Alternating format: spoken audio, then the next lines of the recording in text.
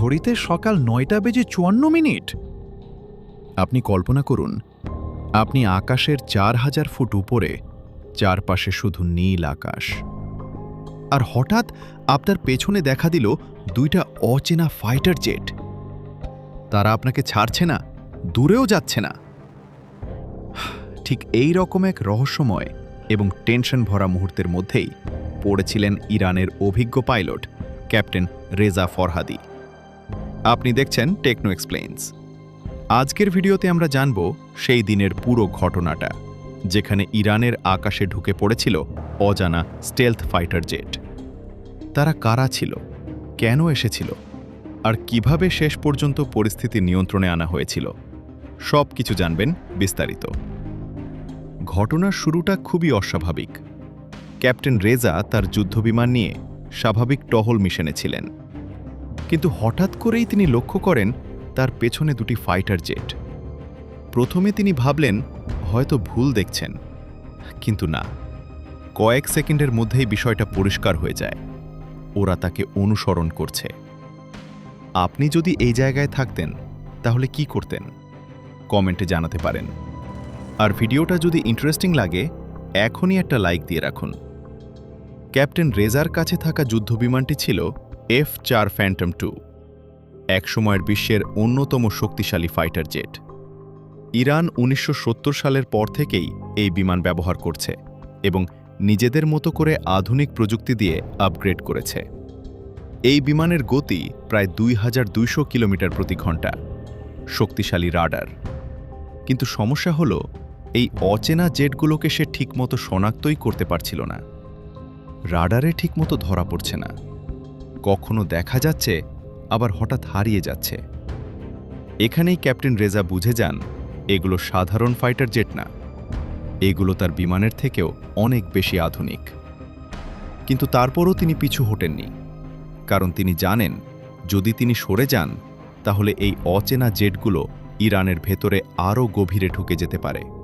এই মুহূর্তে তিনি আকাশে ঘুরতে থাকেন, কখনো উপরে উঠছেন, কখনো নিচে নামছেন। শুধু একটাই চেষ্টা, নিজেকে সেফ রাখা আর সময় নেওয়া। আপনার কি মনে হয় তিনি ঠিক সিদ্ধান্ত নিয়েছিলেন? কমেন্টে লিখে জানান। এদিকে ইরানের এয়ার কমান্ড থেকে জানানো হয় আর মাত্র ২ মিনিট সাহায্য চলে আসবে। কিন্তু বিশ্বাস করুন, যুদ্ধক্ষেত্রে এই ২ মিনিট মানে অনেক বড় সময়। প্রতিটা সেকেন্ড যেন কয়েক মিনিটের মতো লাগছিল। অবশেষে আকাশে দেখা যায় আরও দুটি যুদ্ধবিমান। এগুলো ছিল MiG-29, রাশিয়ার তৈরি শক্তিশালী ফাইটার জেট।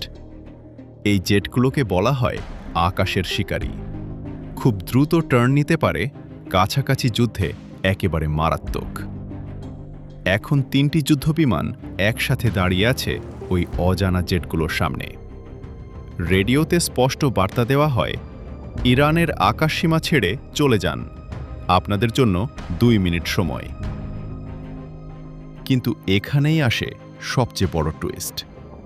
অচেনা জেটগুলো কোনো উত্তরই দেয় না। তারা একইভাবে ঘুরতে থাকে, যেন তারা ইচ্ছা করেই ইরানের রিয়াকশন দেখছে।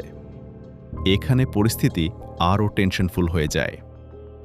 পাইলটরা তখন একটা জিনিস লক্ষ্য করেন, ওই জেটগুলোর চলার ধরন, গতি আর রাডারে ধরা না পড়ার স্টাইল।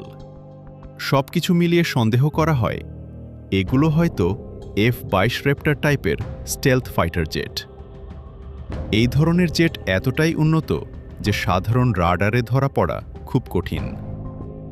আপনি ভাবতে পারেন, যদি সত্যি এমন জেট হয় তাহলে তাদের থামানো কি এত সহজ? ঠিক এই মুহূর্তে একটি কঠিন সিদ্ধান্ত নেওয়া হয়। একটি MiG-29 থেকে একটি এয়ার টু এয়ার মিসাইল ছোড়া হয়। এটা সরাসরি আক্রমণ না, বরং চূড়ান্ত সতর্কবার্তা। আর এখানেই পুরো পরিস্থিতি বদলে যায়। অচেনা জেটগুলো হঠাৎ করেই তাদের গতি বাড়িয়ে দেয় এবং কয়েক সেকেন্ডের মধ্যেই ইরানের আকাশসীমা ছেড়ে আন্তর্জাতিক এলাকায় চলে যায়। মানে তারা বুঝে গেছে এখানে আর থাকা নিরাপদ না। ভিডিওটা যদি এই পর্যন্ত এসে আপনার ভালো লাগে তাহলে অবশ্যই সাবস্ক্রাইব করে রাখুন, কারণ টেকনো এক্সপ্লেইনসে আমরা এমন বাস্তব এবং রহস্যময় ঘটনাগুলো সহজ ভাষায় তুলে ধরি। এই ঘটনার পর আন্তর্জাতিকভাবে ব্যাপক আলোচনা শুরু হয়। কিন্তু সবচেয়ে বড় প্রশ্নটা থেকে যায়, ওই জেটগুলো আসলে কার ছিল? কেউই অফিসিয়ালি দায় স্বীকার করেনি। তবে বিশ্লেষকরা মনে করেন এটা ছিল এক ধরনের পাওয়ার শো, এক দেশ অন্য দেশের ডিফেন্স সিস্টেম টেস্ট করার চেষ্টা। এই ঘটনাটা একটা জিনিস পরিষ্কার করে দেয়, ইরান তাদের আকাশসীমা নিয়ে একদমই ছাড় দেয় না। কোনো অচেনা বিমান ঢুকলে তারা মুহূর্তের মধ্যেই রিয়্যাক্ট করে।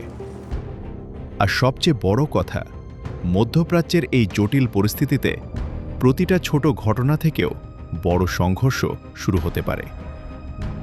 এখন প্রশ্ন হলো, যদি সেই দিন মিসাইলটা সত্যিই টার্গেটে আঘাত করত, তাহলে কি শুরু হয়ে যেত বড় কোনো যুদ্ধ? আপনার কি মনে হয়?